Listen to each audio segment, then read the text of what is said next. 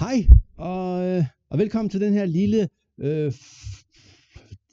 video, før vi kommer til OL i Chennai. Vi tager afsted på tirsdag, i dag er det søndag, og vi er altså meget spændte. Der har været rigtig meget forarbejde, og det har ikke været, det meste af det har ikke været så skakkeligt. Der har været sådan en del ting, man skulle sørge for at få overhovedet lov at komme ind i Indien og få lov at deltage i turneringen, hvilket har taget nogle ressourcer, og med visum og corona og vaccinationspas og det ene og det andet og det tredje. Og det har været lidt omstændigt, og vi håber, at det går godt. Jeg er sikker på, at inderne vil gøre deres bedste for, at det bliver en god turnering. Til gengæld må vi også bare sige, at det har været lidt op ad bakke med alle de ting, man skulle uploade, hvor man siger, der var det lidt nemmere i for eksempel Aserbajdsjan, hvor præsidenten bare sagde, de kommer bare ind, og der er ikke nogen problemer med det. Der har været virkelig mange ting med alle mulige oplysninger, man skulle finde for at uploade og så videre. Men det lader det nu være, og vi har billetter, vi skulle have styr på det, og vi skulle være klar til at tage afsted på tirsdag, og vi starter med at spille på fredag. Vi kan lige tage og kigge på vores hold. Det ser sådan her ud i åben række. Vi har selvfølgelig også et damehold, og jeg er sikker på, at Jakob Sylvan, han også sætter noget op omkring det. Jeg har vist allerede lavet en eller anden video om, hvordan man har trænet frem til nu. Det her, det er holdet. Vi har valgt at stille op sådan her. Vi kan se, vi har vores unge stjerne, Jonas Bjerre, på bræt 1. Han er 18 år, meget spændende spiller, klarer sig helt forrygende ved sidste EM. Men altså, OL er også et hårdt pres, og der kan gå mange ting galt. Man håber altid, det går smadret godt, men det er et sted, hvor det er meget nemt at være i dårlig form. Det skal man være klar over. Så selvom man gør alt det rigtige, så kan man ikke være sikker på, at man ikke ligesom choker, når det gælder.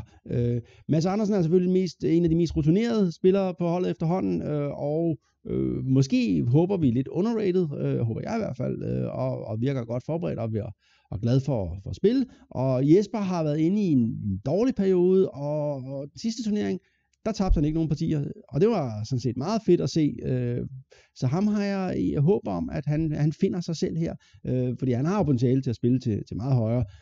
Allan er selvfølgelig nervøs for, om han er rusten. Han har ikke spillet ret meget. Han spillede ikke i DM, og det er jo altid svært at vide, men på den anden side, så er det også, hvis han rammer dagen, så er han jo en meget stærk spiller, der var på vej mod de 2600, indtil han lige fik et par skub tilbage. Og så er den sidste, det er en stor joker, og det er en debutant, Martin Havbro, som vandt DM helt vildt suverænt, og derfor var det spændende at give ham chancen på det her hold. Og vi håber selvfølgelig, at det går godt. Man skal være opmærksom på, at det er et sted, hvor folk finder ens svagheder, og Martin har jo selvfølgelig nogle svagheder, så det skal vi det er især en af de ting, vi i forberedelserne har været lidt opmærksom på, og så kommer til at være meget opmærksom på i løbet af turneringen. Hvad vil de finde på Martin, som de prøver at udnytte? Hvor man kan sige, at de andre er meget mere vant til at spille på det her høje niveau, hvor man ved, at der kommer folk, altså godt forberedt, og de leder efter ens svagheder, og de trykker på en, og så videre. Det skal Martin måske lige vende sig til. Jeg håber, at han griber chancen, og på en god måde. Han er jo normalt en meget positiv fyr, og man er meget farlig, hvis han får det rigtige ind. Så det er det der med at finde den der balance mellem at være farlig, men også ikke ligesom knække over, og komme til at spille med hovedet under harmen. Det er altid svært, så det bliver en af de lidt spændende ting ved det her OL. Noget andet, vi kan sige, der er lidt spændende, det er, hvordan det kommer til at gå æders ved OL her, fordi det ser helt anderledes ud, end det har gjort længe. Se om jeg fik rodet rundt i det her. Ja, det må godt se det her. Vi har Rusland herude. De spiller ikke med, de får ikke lov at spille med. Og Kina stiller ikke op. Og jeg ved ikke, om det er fordi i sympati med Rusland, eller hvad det er. Det er ikke til at sige.